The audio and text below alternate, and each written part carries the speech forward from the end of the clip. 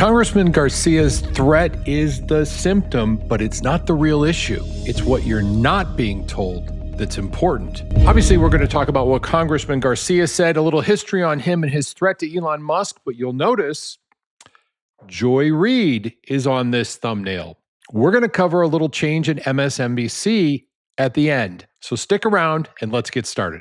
This is California Congressman Robert Garcia. You've probably seen him in the news. I'm going to give you a little background on him first, but let's get to what the issue was. Jake Tapper's having a conversation with him. We'll let them do the talking.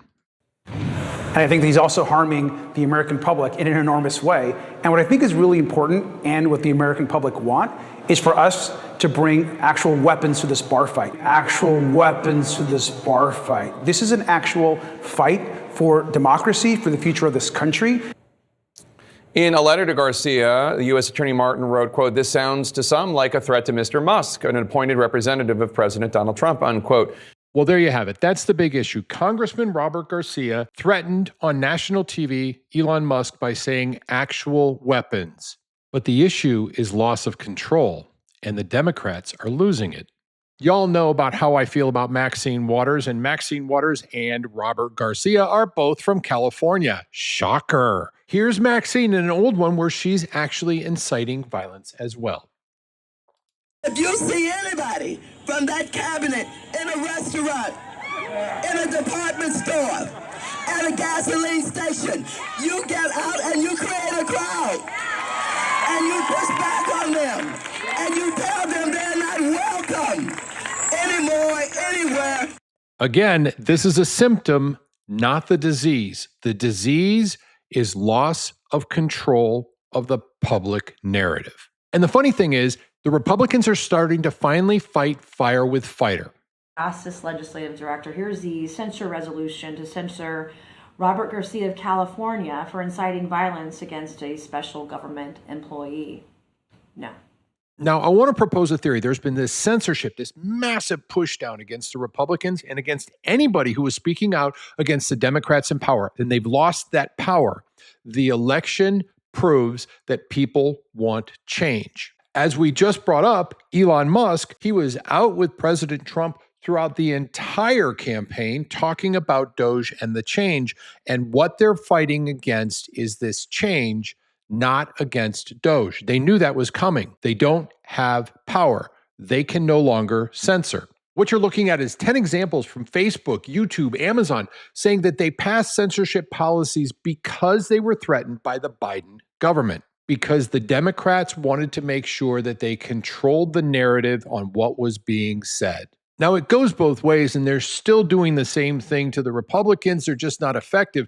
In fact, here's a great example. This is Tucker Carlson and President Trump, and this is the big misquote about where he was saying, put Liz Cheney, you know how much I hate this woman, how they said, let's put Liz Cheney in front of a firing squad. That wasn't the case.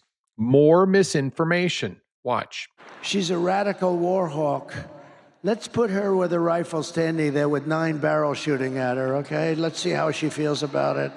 You know, when the guns are trained on her face. You know, they're all war hawks when they're sitting in Washington in a nice building saying, oh, gee, let's send 10,000 troops right into the mouth of the enemy. This was the big pushback, that he was saying, well, Liz Cheney should go in front of a firing squad. That wasn't the case at all. He was simply saying that she's an advocate for war and that people get hurt. So this misquoting is happening on both sides. I wanted to make sure we're fair, but here's the important part, folks. Here's the part that they're not telling us. They're losing control, and all they can do is create the biggest issues possible. This Robert Garcia, little background on him. He is from Peru. His mom and dad moved here from Peru when he was young. He lives in California. Surprise, surprise. He is the first immigrant because he followed the actual way to get into the country. He didn't come in illegally. His parents came in the right way, went through, became citizens. He is the first immigrant, LGBTQ, whatever the those letters are. And again, from California, so I'm not really too surprised. And he is simply towing the party line to try and create issue. In fact, Garcia responded, quote, well, he is a dick, and I think he's also harming the American public in an enormous way. And what I think is really important and what the American public want is for us to bring actual weapons to this bar fight. This is an actual fight for democracy, for the future of our country. And that is the problem. They're not fighting to save the country. They're fighting to save power. Because the truth is, the Democrats you're looking at right now want to control everything. You may remember seeing this particular group. At this point, they were protesting Kash Patel as the FBI director. Upper right-hand corner, you're going to notice that is Adam Schiff. He'll be going to jail very soon. Thank you very much, Kash Patel. But here's the funny part.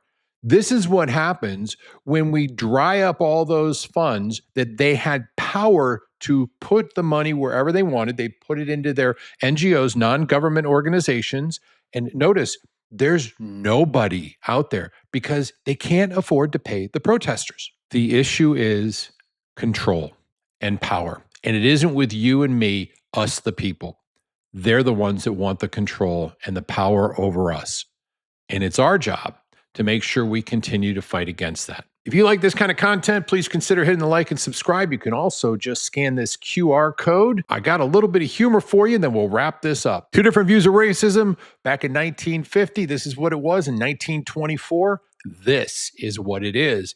In fact, that brings up Joy Reid. We said we'd speak about her in the Readout Report. This lady has 1 week left, and then she's gone. They're mixing up all of MSNBC. They're taking Rachel Maddow down from every day to 1 day a week. Yay.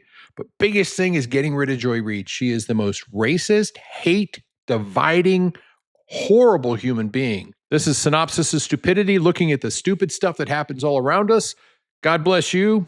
God bless America. We'll see you soon. Take a look at this next video about the canceling of Joy Reid and the Readout. You're gonna love it.